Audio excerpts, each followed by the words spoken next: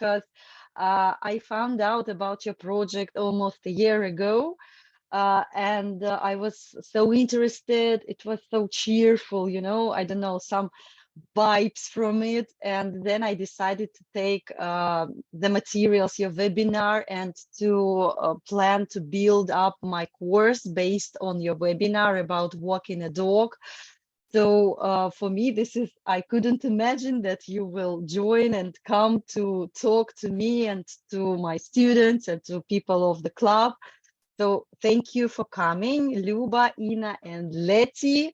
So today we're having some kind of an interview. I'm going to ask questions, but not only me, our people, listeners, you can also ask your questions. You can use the chat box or just raise your hand and ask a question. So let's get it started. Let me introduce first maybe Luba, and you will say about other ladies, and you will introduce yourselves. All right. Hello, everybody. It's very nice to see you. And also, you know, I'm from Russia, so knowing that this is happening in my home country and dog trainers are uniting, and you're running this nice club, it's amazing for me. So I'm, as I said, originally from Russia, and then I moved to Europe already 8 years ago. And before I started working with dogs, I did some boring office job in logistics, and then I discovered Turi Trugas, and yeah, my whole world has changed, and I was very, very fortunate to find her courses and jump in the last, in the last moment on her course, and I finished IDT. We all have attended IDT. This is where we met. So we finished it in 2020, just before COVID has hit. And since then, I've been doing some online courses on behavior and taking clients individually. And then another magical moment happened for me in 2021, where I became part of the Nordic Dog Trainer School. I'm also sure you know Elizabeth, and you know Nordic Dog Trainer. So yeah, that's what I do mainly now, and also of course the amazing Smiling Leash project. Thank you very much. Ina and Leti, say a few words about yourselves. Who wants to start? I'll go. Thank you. So I'm Leti, I'm Spanish, and I was a dog trainer before I met Luba and Ina at the IDT. We started in 2018. I'm also a canine myotherapist. This means that I do massage for dogs, and I look at how they move, and I design programs for them so they can improve if necessary. And I am an IT computer specialist. I actually design databases, which is completely different to the dog world.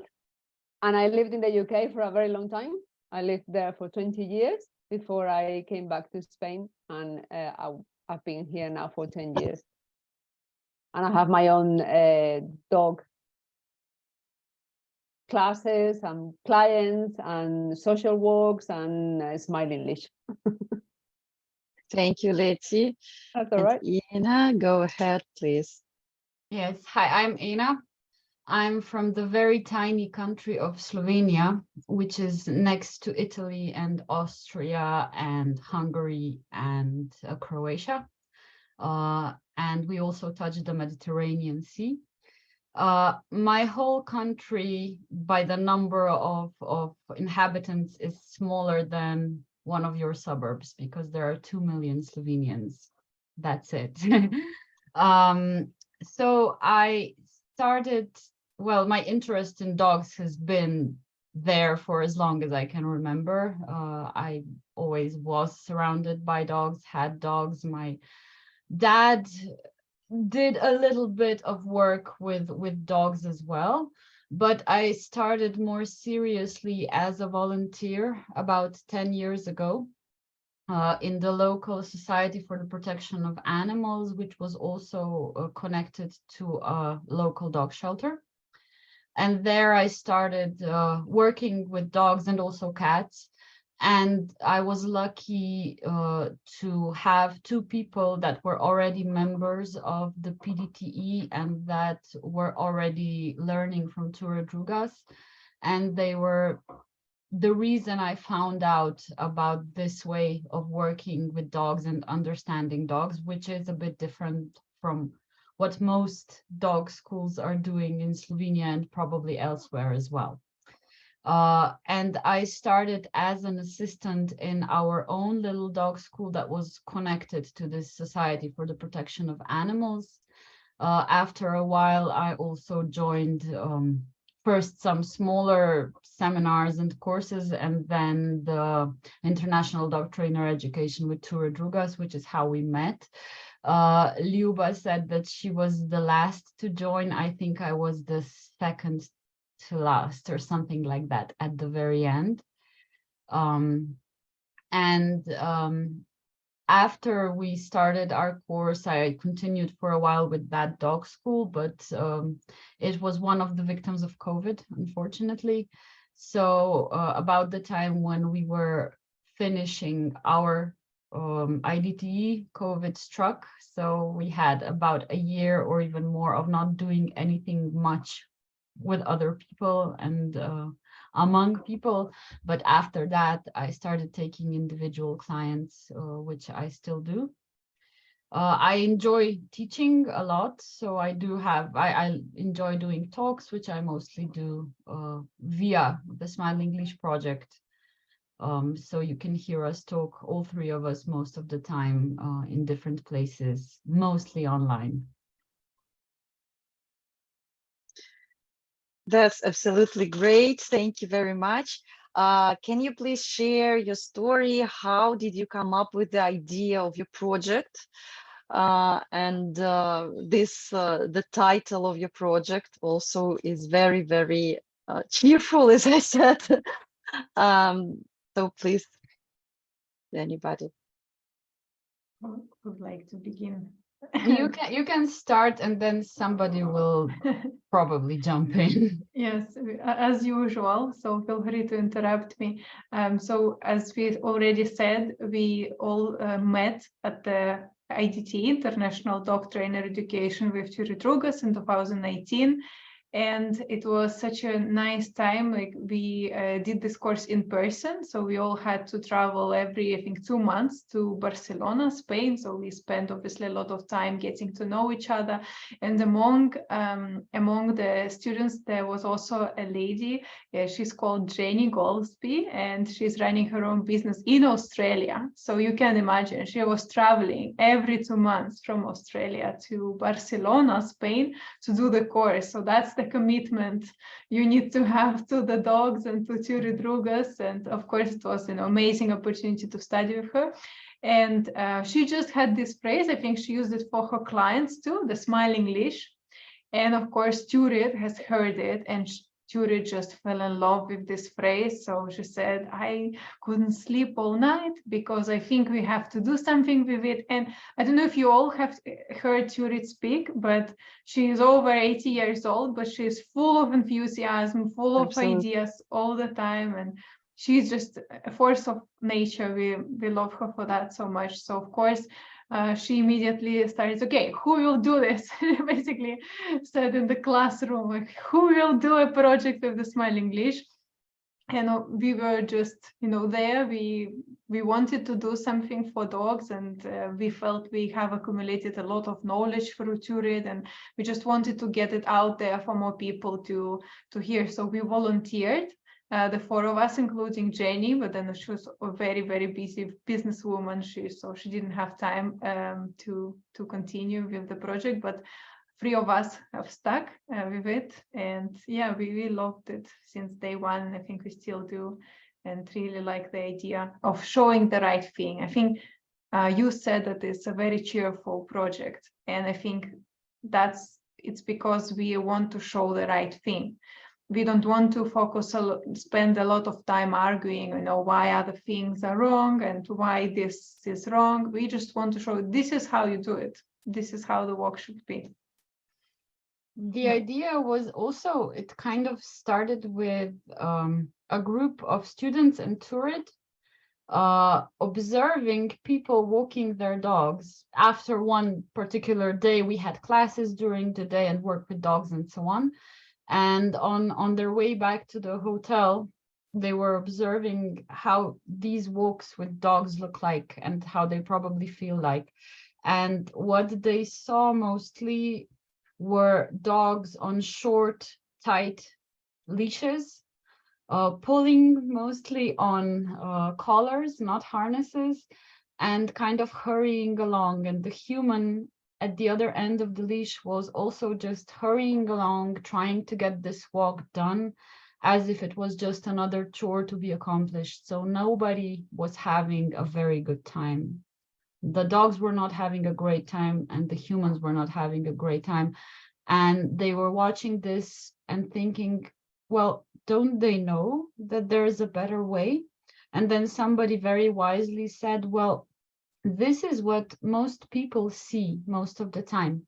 And this is what becomes normal in our head, in our brain, what you see all the time. So in order to let people know that there's a better way to walk with our dogs is to show them many different examples of different people, different dogs in different places, having very pleasant walks on a smiling leash.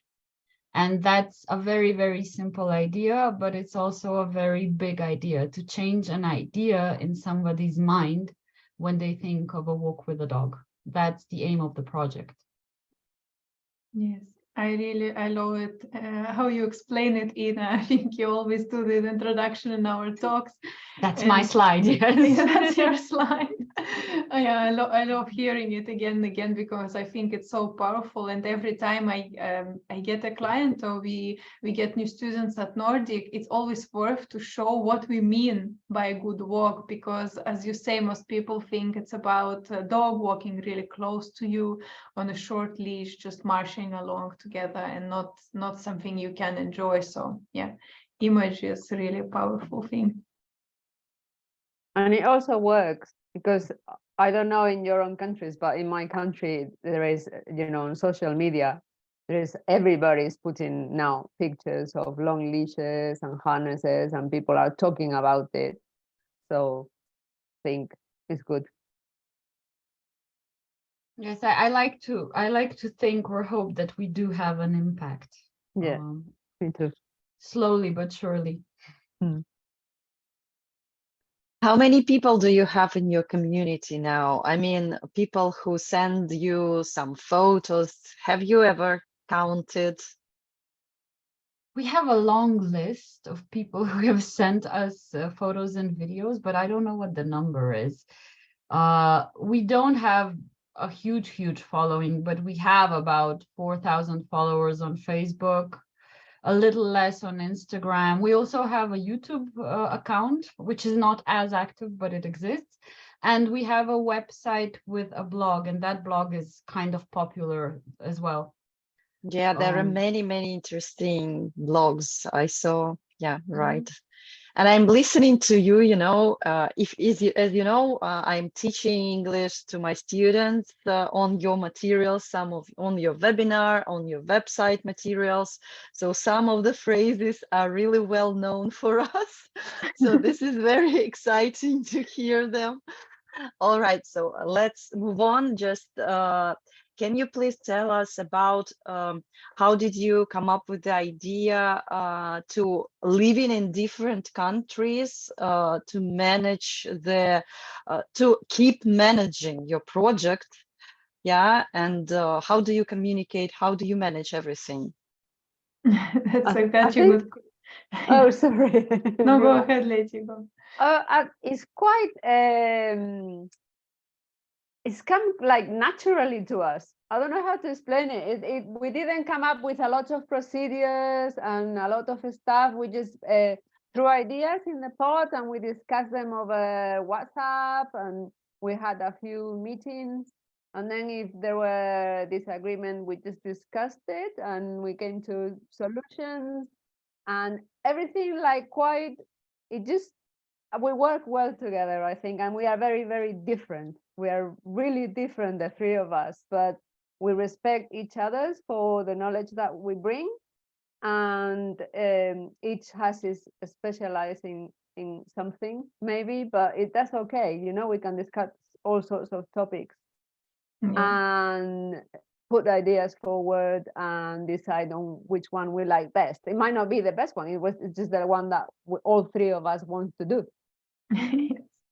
And I think it's the idea that brings it forward, the enthusiasm for the project, and it just comes naturally together because, as I said, we were together on the same course. We already communicated anyways while we were back to our own country. So I think as we finished the course, I was already in the airport setting up the Facebook page on my phone. So it was just such a wave of enthusiasm and believing in this project and believing in this idea of, yeah, we can change, we can make a change. We have enough, knowledge. We want to spread it. So I think this is what moved it forward very quickly.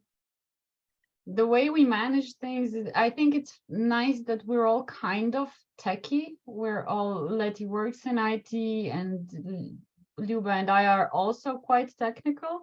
If we had a problem, even during our classes at the IDT, Luba was up there fixing the projector and the computer and so on, which helps. But you don't have to be incredibly good at IT to make something like this work. You just find tools that work for you. We use WhatsApp. We have a chat that's always open, and we basically talk every day. It's not always just about the project. Sometimes it's about what my dog is doing, but we talk all the time.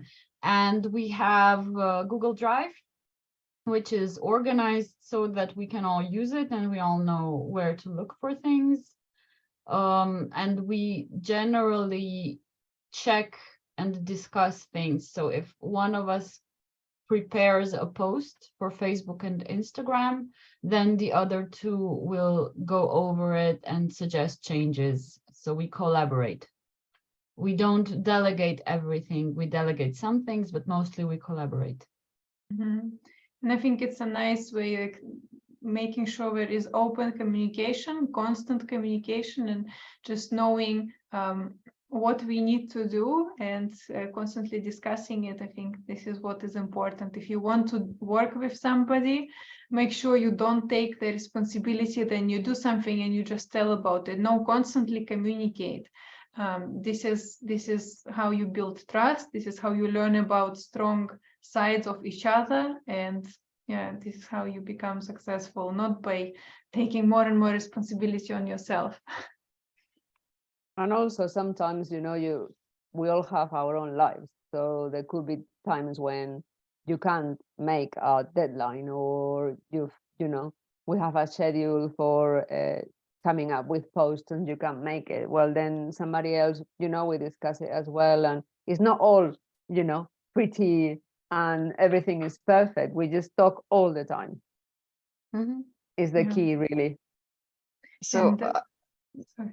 No, I just wanted to say, Ina is a marketing specialist also. So this is what really helped us. Yes. In the beginning, your experience and knowledge, and the way to set up a Facebook page, the way to to go on with the project in this regard was also very important. But now you can find tutorial about anything online. So you don't know how to best run a Facebook page, YouTube, Google, you will find your answers in 5 seconds. So honestly, I didn't learn those things at university when I studied marketing. They didn't teach us about social media.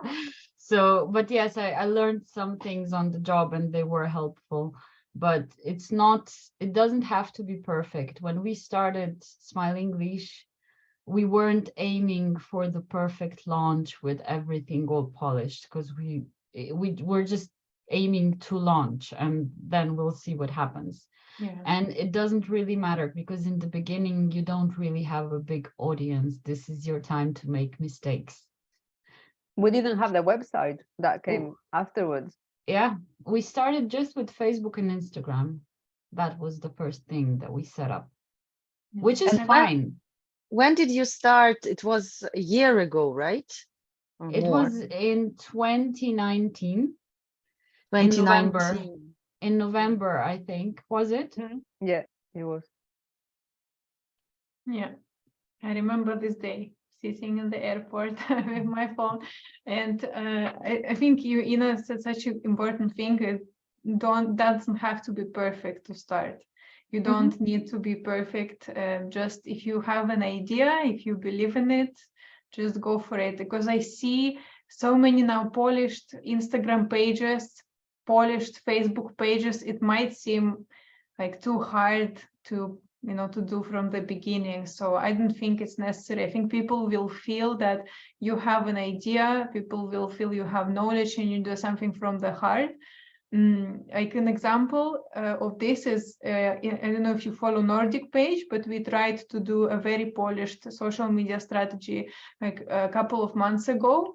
And we just could see that people know that it's not coming from the heart. We could see immediately the level of engagement was so different. So once we came back to just not having a perfect plan, but doing it in the way that I want, so we want with Liz, but it really showed up. I'm sorry to jump to another project, but just wanted to show example of you don't have to be perfect to do a project. Yeah, that's what I wanted to ask you. That was my next question about, so the key things you need to have in order to manage to arrange a project and manage it. So this is, you just have to need to have an idea, and what else? Just some kind of rudimentary way of organizing. It doesn't have to be very, very fancy, but we have Letty and she makes lists and she makes us put things in the correct order and in the correct folders. And I love you for it, because it's after a while, it becomes unmanageable if you don't have at least somebody in your team that is more focused on the organizational part and deadlines and so on. So it's the creative part, and then it's the process or the organization. They both have to kind of be there, but don't make it too fancy. Really do it in a way that you can keep doing it so that it's sustainable. Yeah, and I think a nice name that people can remember easily and that speaks what the project is about. I know that nowadays, like a lot of dog-related project names are taken, but be creative, go with it. And I really like our logo, and that's thanks to Ina's friend that did the logo. So I think that's also good. And Ina always insists on keeping the same marketing, so the same branding, the logo, the font, the type of colors. Yeah, and that's very good, because I would go just I would go from it very quickly and lose all the branding, but it really helps to be recognizable. So people look at the post and they know, okay, this is Smiling Leash post, they know. Okay, so now let's talk about a little bit about language, about English language. Why have you chosen it? Maybe some other languages. Is it difficult to communicate in English? Was it hard to learn it, and so on? Some questions. Was it hard to talk to your first clients in English? Something like that. Very simply, it's the only language that we all share. We each speak a couple of languages, but this is the only one we really all have in common. Although I can understand some Russian, and probably you would all understand some Slovenian, because they're both Slavic. And we all learned a bit of Spanish because we were there for our IDT, but still, when we started out in English, I don't think we questioned it much in the beginning at all. No. It made sense. we were also learning about these topics in English. That also plays a part. And later on, we sometimes translated bits of our materials into other languages as well. And Leti is very good about translating some things into Spanish. I am not that great about translating things into Slovenian, and I'm always saying, which is partially true, that Slovenian people usually speak English very well, so I don't have to, but it wouldn't hurt, honestly. But it was just the language that made sense if you wanted to do something internationally. And in terms of clients, one of my first individual clients, so when I started out on my own, was a couple where the husband was American, so I got to do the consults in English, and I loved it. It was actually a little bit easier because I learned these things in English. So it was actually, for me, maybe even easier than doing one of my first consults ever in Slovenian. Yeah, I totally agree with you, Ina, because we learned it in English. If I get Russian clients, I got last year in Bulgaria a Russian-speaking client, I struggled so much to translate the basic words to Russian back. So I think at least having the most used words that you will talk about, like loose leash, attention sound, whatever that is, Calming signals. Yeah, exactly, because then you're just stuck on the basic terms and it's so hard to do, but yeah, in English it's much easier. In Spain, there isn't a lot of English speaking clients, right? But what I'm finding is that other trainers call me if they get a client that can only speak English or can communicate in English. And this has happened several times already. So it's not a big market there for that, but it has happened. So it gives me an advantage because I can speak the language and I can also train in the language. It's not just that I'm explaining something. I can do practical demonstrations and I can explain everything that I've learned in both languages. So it's useful. Also, for our topic in particular, for dogs, all new materials, all research is done in English. And this is super important. If you want to learn and be current and, maintain yourself with a level of understanding about new science, you need to read and at least read English. Mm-hmm. And also lots of webinars and, new topics are appearing. Everything is in English. So it's good to know it. I mean, even Turid made us said it all this during our course, learn English if you don't know it, because as Lady says, everything comes out in English. And even if it's not perfect, but you can understand what is written and what is said, you're already part of international community. And I think in PDT, everything is in English. In other big organizations, everything is in English. So many people from different countries come together and speak in English, because also for this kind of dog training, dog behavior, there is not many people in your own country probably. So in all ways leads to English, basically all roads. What kind of advice could you give to people who have, but everybody has this imposter syndrome, when you feel like a fraud and speaking foreign language, and you need to consult a client, the first one maybe English spoken client? What kind of advice could you give? Well, I think all have it. Yeah, in a way, imposter syndrome is good. It keeps you, on your, it keeps you alert. It's like, do I really know this, or do I not know it? Do I need to go over it once again? Do I need to look at a few things before I have my consultation? Do I, for example, send a form up front So I am prepared when the client comes, and I have done some research on the topics that I want to discuss with them. Don't just sit down with someone and, have a conversation. Prepare before. That way, you know that you know your stuff. You know that you're going over the things that you need to discuss with them. And then about, for us, I always send out the client a form, so they talk to me about themselves, about their life, about their dog.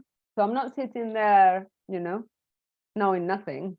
I've gone through that before, and maybe I've researched some things if I see something in the form that is important.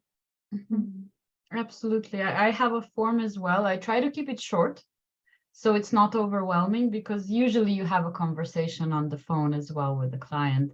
But there are some things that it's important for me to know in advance whether I need to bring some things to the consultation. For example, I do ask about equipment, so that I know whether they already have, because in Slovenia it's possible that they already have a nice harness and a long leash. But if not, I'm bringing an example so I can show them. I also sometimes need to prepare emotionally. If I'm getting a client that uses very painful and very aversive equipment, it actually helps me to know in advance, not to be surprised, if you know what I mean.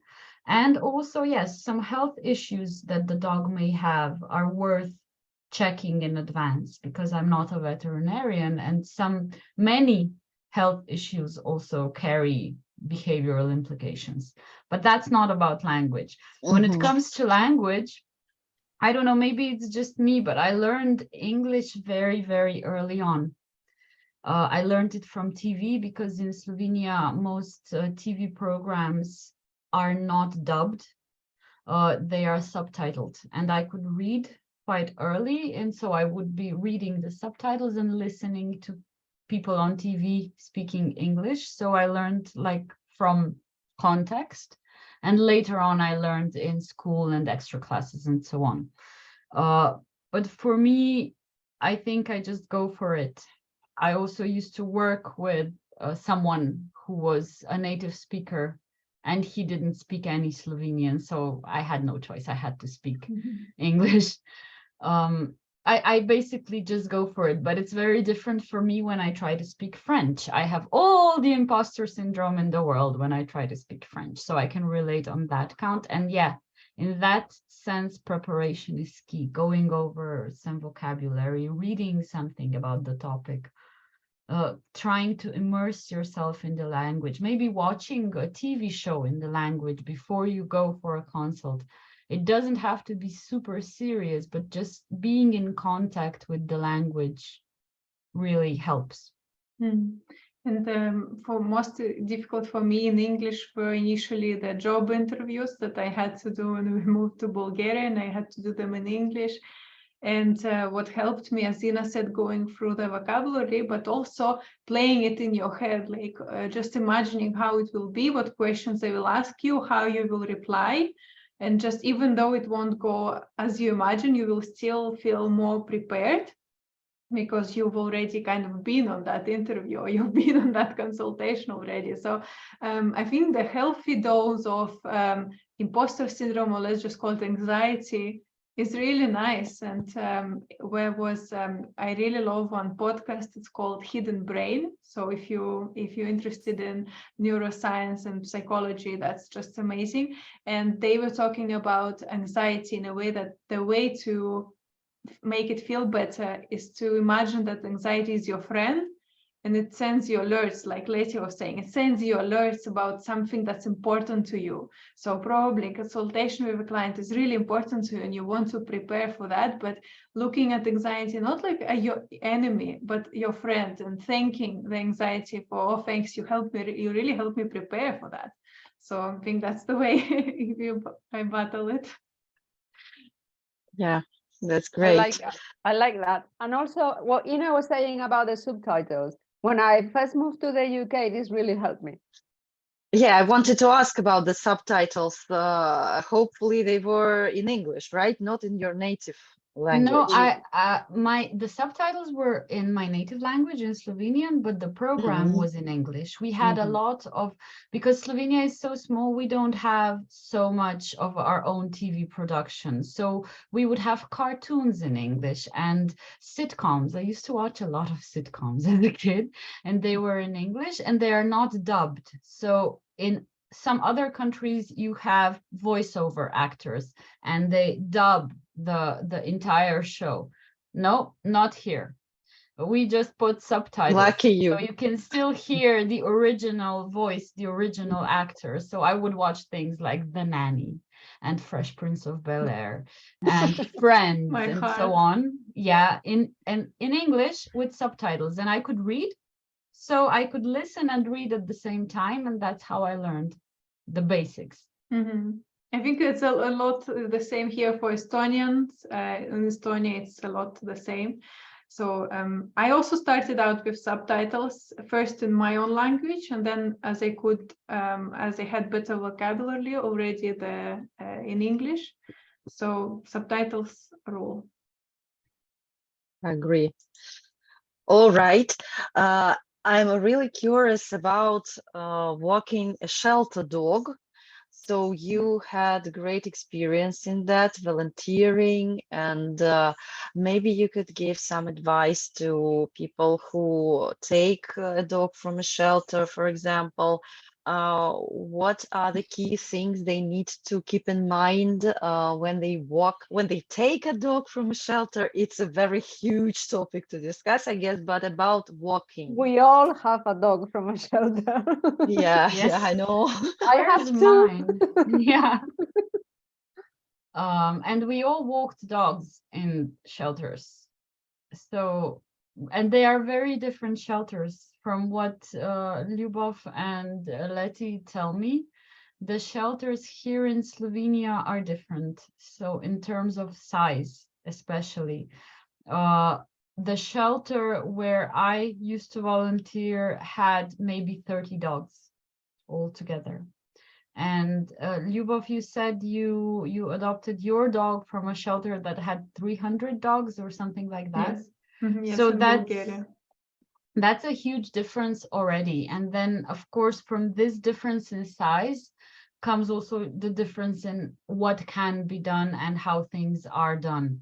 I was very lucky that the shelter where we volunteered offered us the chance to walk our dogs, those dogs, their dogs, in a nice way. So we found harnesses for them, or they already had harnesses for them and long leashes, and we got to use nice equipment. The best way, I think, if possible, is to actually have a volunteer go and meet the dog inside the shelter, inside the kennel, and then try to get the dog into the equipment and as calmly as you can take them for a walk. That wasn't possible where I was volunteering for very logical reasons. So we would get the dogs at the gate, but they were at least wearing good equipment. And we could decide the timing, how long the walk would be, where we would go. And this shelter was also surrounded by nature, which is great. It was in the middle of nowhere. A long drive, but still. My experience is that, of course, even though the shelter does the best they can with these dogs, they are stressed. You can't help it. And if you go up there once or twice a week and you walk them, of course they're going to be stressed when you get that leash into your hand. You can't help it. So they do also move differently. They pull on the leash, at least in the beginning, and so on. That's something to be prepared for. It's the same dog when you get the dog home after a while will be different when walked, but not in the very beginning usually. Yes, it's important to when you bring one of these dogs home to remember what Ina just said. There are dogs that are very, very stressed. So normally you need to do nothing. You need to let them sleep. And Be boring. need to feed them, and you need to be really kind and move slowly, and be very aware of their fears, and just let them process the environment. And this will take the time it takes. It depends on each dog and the situation that they've been through, and how much stress and how much trauma and what was happening in their lives. So it's never nothing good when they've come from places like this, because just being in a place like this is quite stressful. So you need to be aware of that. Yeah. And I think in the shelters that I know that are in Russia and that I know that I've been to in Bulgaria, the stress level is so high because there are just too many dogs together. They're not taken care of very well, and you often cannot go out away from the shelter. You cannot put nice equipment on them because of rules. And in those where I went, at least it was lucky that they had a sort of enclosure. So in my opinion, these dogs is just too stressful for them to walk because they see other dogs that are barking at them. There are just too many smells. They can't really relax. They can't get to a quiet environment. So one thing would be to do an enriched environment for them in an enclosure, and just don't throw any balls, just don't make them move, as people really like to take out a shelter dog that's been in a cage, not moving for a long time, and make them run, because no, that's really not nice. And let me go back to showing the right thing. Instead, having an enriched environment, just placing some objects that you bring with you. It can be something simple, like a box, something from a house environment, to get those dogs kind of used to things in the home, like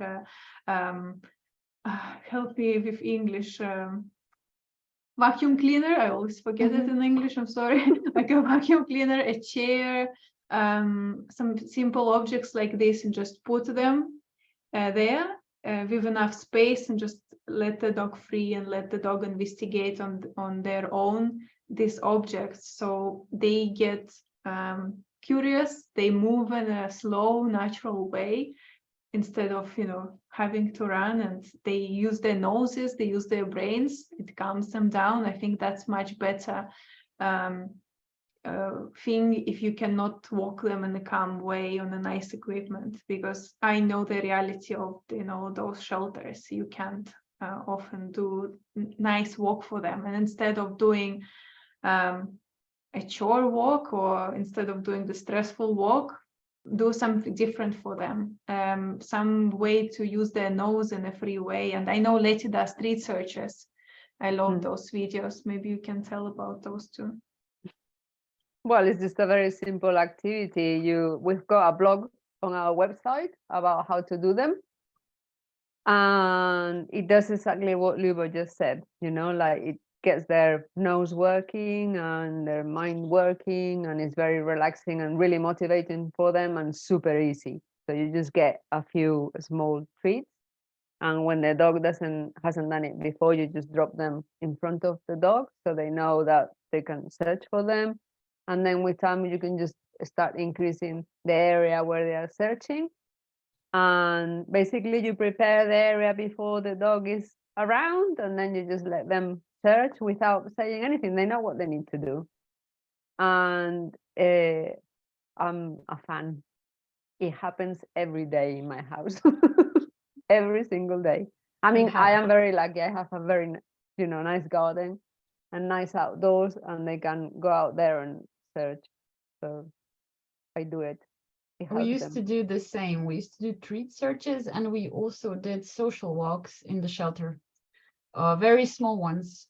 We would take 2 or 3 dogs, one person per dog. So you had one dog on leash, and we would take a short walk together. And that was very helpful for these dogs, because of course they had contact with other dogs in the shelter. But that was a different way of them spending time together, because it was calmer. Because when they are let into an enclosure for playing, this might be a bit of rough and tumble. It might also be too much for some. and it depends on the group. But when you take them for a walk, you do give them the opportunity to be together in a calmer way and to also engage with the environment, because it's more interesting to explore. They already know their enclosure very well. It's the same one every day, but when you take them for a walk, it's going to be more interesting to explore and even more interesting to do it with another dog. But these walks, when you do them in the shelter, they have to be small. So if I'm doing a social walk with clients, I might have 5 or 6 dogs. But in the shelter, we had 2 or 3 dogs at a time. And that, I think, is enough. And they're also usually a bit shorter because these dogs are stressed to begin with. So they will be tired quickly. Yeah, that's what I also wanted to mention. If you do take a walk, definitely making it very short, because it is about you're taking out a dog who's been closed in a cage for a long time, and suddenly there is some smells, some sounds, some sights. It's a lot of mental information for the brain to process. So they don't need long walks. What they need is us being very slow, walking very slowly, and letting them sniff as much as they want. Yeah, not a long distance walk, definitely. I don't know if our listeners would like to ask something about dogs here, maybe share their experience with the Russian shelters. Because I can't imagine if our shelters even have any kind of nice equipment or something. I don't believe it. I have never been to such. Maybe some of our listeners have been, but me not.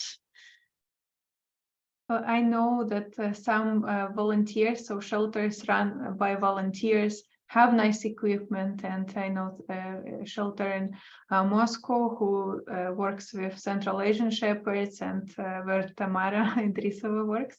So volunteers. Yeah, Sometimes. yeah, definitely. You know Tom? Yeah. Yes, So of course. she has gotten good harnesses for those huge Central Asian Shepherd dogs, and they walk them on the nice long leashes. And I think, though, it's more like an exception than a rule, but it's nice that there are good places like this. Absolutely. It's not only in Russia. In Spain, there are very, very few shelters where they use nice equipment. There are some, but the majority are using still fairly. Yeah, so a Alright. huge field to work on still. Yes. Yes. Absolutely. So if nobody has questions regarding the dogs, maybe let's move on to talk a little bit about your future clients. What do you plan and so on? Maybe you can share with us some ideas. Just make sure you follow us so you get all the updates. I know Facebook now is difficult, so Instagram at least, and our website. The same. Yeah. The same. Although I see more like VPN, you probably use some VPN to access. Absolutely, yeah. But So yes, you've got Facebook is more community than bigger than Instagram, right? Yes. Yeah, I think so. A bigger Yes. number and a bit more of a response usually. Yeah.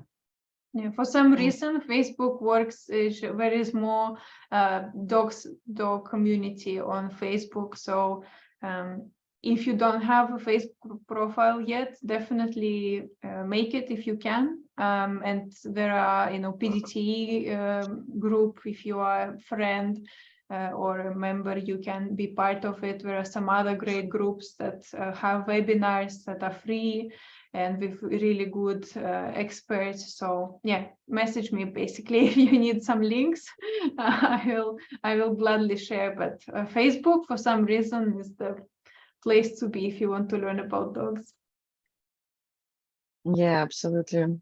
There are many different communities, and it's great for, again, for English learners, just to watch, to see the communication, the comments, how experts behave, what happens, what clients ask. So this is very, very useful for English learning as well as getting knowledge in dog training. Right. So if you would like to say something to our listeners, then go ahead. And I think we are coming to the end of the meeting.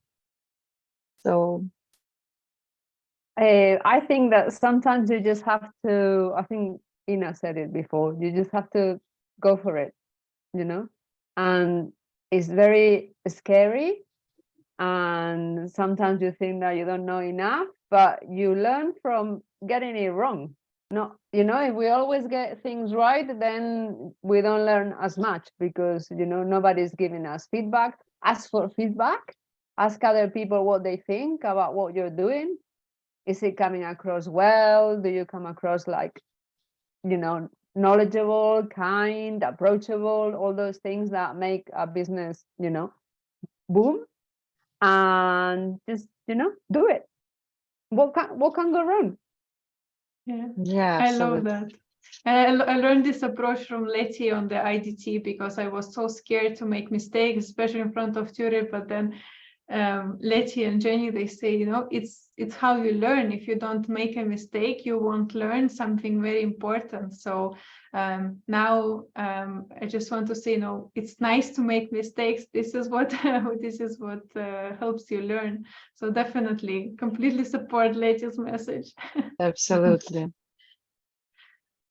And besides, people never judge us as much as we judge ourselves. And they're not there to be our enemies. I learned this on stage, actually, because I used to be in improv theater. And it was a revelation to me when I was learning from a Canadian teacher.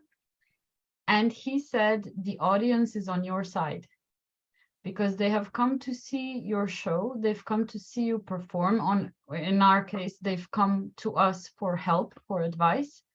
And they want to see you succeed because they want to have a nice time in terms of the audience. They want to learn something.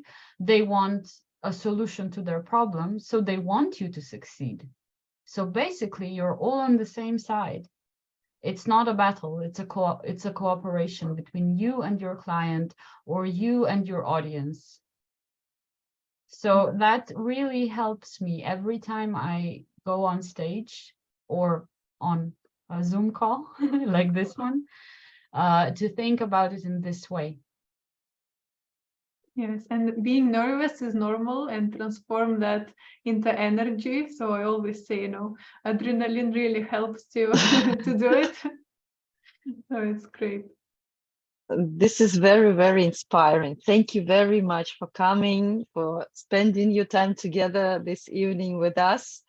I hope to see you soon. I'm going to send the recording and place it on the YouTube, so everybody gonna see this. And if you would like to share some links, that would be great. You can do it on the channel of DogMeEnglish Club in Telegram. So thank you very much for everybody to coming, and see you next time. Okay. Thank you, Leila. Thank Thanks, you. everybody. Thank you. It was nice to see you all. Bye-bye. Bye. Bye.